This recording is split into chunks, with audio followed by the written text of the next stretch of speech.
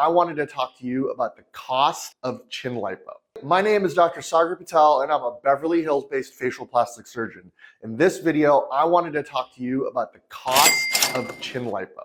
So in general, we can spend a long time talking about the cost of different plastic surgery, and this, I feel, is one of the most difficult areas for a patient to navigate.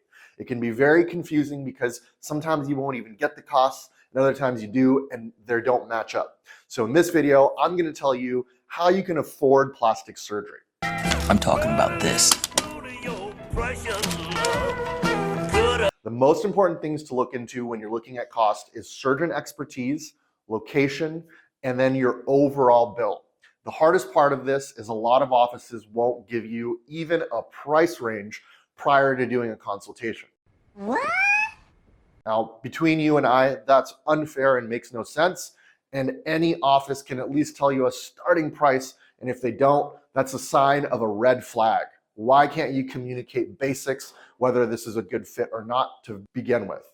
There are some resources out there between Reddit and RealSelf where people do post how much they paid for their surgeries, and that can be helpful to get a starting price range. Even though someone's in your range, that doesn't mean that that's the surgeon you have to pick. Sometimes it's better doing no surgery than doing the only surgery you can afford. Now, when it comes down to it, it is important to find that surgeon. Check out their social channels, check out reviews, ask for other patients who had surgery with that particular doctor if you can talk with them and hear about their experience. It takes a lot of data gathering amongst many different avenues in order to come to the best conclusions for you. Now, that being said, you have to see similar work of what you're looking for. So when it comes to something like lipo, it's a simple procedure for the most part, but the hardest part is setting up a consultation and really getting to know whether it's the right procedure for you. Whether it's age, skin, or anatomy, not everyone's a great candidate for the surgery. And the last thing you want is to do surgery in a place where you don't even get to meet the doctor. Bro, what are you talking about, man? Unfortunately, there's a lot of places out there like that. We call them chop shops because to them, you're meeting a sales consultant, deciding to do the surgery, and then you meet the surgeon on the day of. Of course, it makes for a higher volume of surgery and business for that practice, but that's not how plastic surgery should be run, in my humble opinion. When it comes down to it, we want you to be comfortable with your decision and understand that this is a personalized approach to each individual patient. When it comes to something like chin lipo, there's variable costs that go into it. So the first one is going to be the one with the highest variability, and that's going to be the surgeon's fee. The surgeon's fee is what the surgeon charges a patient, and in that you're going to see different amounts ranging from anywhere from $500 in Mexico to $10,000 to a surgeon who is an expert or doesn't do it that often. See what I mean there? Certain surgeries can cost a lot more, not because the surgeon does it a lot, because it's not worth their time to do it. And that's not a situation where you want to be paying for that.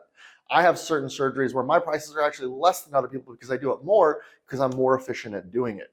And in the end of the day, it's important for a patient to discern why that price point is set the way it is. Of course, what you're paying with the surgeon's rent, the staffing, the location, the city you're in, the part of the country and the part of the world you're in, all will be built into the surgeon's fees. Next, we're going to have anesthesia fees. So there's a huge variability in this. Sometimes, as I recommend for all people with chin lipo, the anesthesia fees should just be local anesthesia. You don't need another doctor to come in to make it any safer, because in good hands, it's a perfectly safe procedure to do under local anesthesia. In fact, I believe that's the secret to getting better results, because the patient's awake and able to help stretch their neck while the surgeon's operating. That being said, some surgeons have decided that they don't want patients to be awake. That's their comfort level. And so now you're paying for another doctor called an anesthesiologist to come in. Now that's a cost that the patient's paying for, not the surgeon. So you're going to be paying a considerable amount more. Last but not least, we have a facility fee. So a lot of doctors have to take you to a hospital, a surgery center, or a private clinic in order to do that procedure. Oftentimes, the materials involved in the surgery have a base cost. You're looking at anywhere from $500 to $4,000 depending on the facility. We have a fully set up facility in our office in order to perform this particular procedure, and so that makes the facility fee close to zero. It's just the cost of materials. In the end of the day, those are costs you can control by how you want to do the surgery. If you only want to do it asleep for some reason, then your fees are certainly going to be higher. Last but not least, we have what I call the fancy fees. So this is going to be an extra $2,000 for something like J-Plasma, Renuvion, or a device that can help improve your results. Now, here's where as a patient, I am always shocked to learn that patients just assume that the doctor who's giving them that advice to get that are doing it in their best interest. Just because you have a hammer doesn't mean everything looks like a nail. And it should only be a certain subset of patients who are looking for that who can be guaranteed to be able to willing to pay $2,000 is in a good example average, which is now going to be a 30 to 40% increase in price for a device that we can't guarantee works very well. I always challenge my patients, find me a result with one of those fancy devices that's definitively better than any of the ones we have on our Instagram or on our website. And the truth is you won't be able to. Could it make it a better result? Possibly on some particular patients, but when you're telling every patient they need that, it sounds like the patient is paying to make the surgeon's life easier, which once again would be something that a patient would want to know about ahead of time. Now, when it comes to finding an actual cost, you're adding up all these numbers, deciding between different surgeons and price ranges, and always remembering that sometimes there may be a need to go do more. Make sure that you're able to communicate all this and you have a full understanding of what that bottom price range is. And once you do it, it's time to move into the budgeting phase. Some people are blessed enough to have that money to begin with, and others are wondering, how the heck does anyone afford plastic surgery? Of course, in life, when you're young and a great candidate for plastic surgery, you don't have the money, and then when you have the money, now you're older and you can't do something as easily as lipo because you don't have the downtime available to you. Now, in that dilemma, we do have a couple of options that can help you. The first is going to be using third-party financing companies like Alpheon or Care Credit, where the surgeon's office will pay your portion of the interest or split it with you. The most important thing I can tell you is the rates, if you do not pay it, are insane. So make sure that you're able to comfortably afford the payments to reach that. If anything, start the payments prior to surgery and save up a particular amount every month until you've reached that goal, and then go ahead and do your surgery.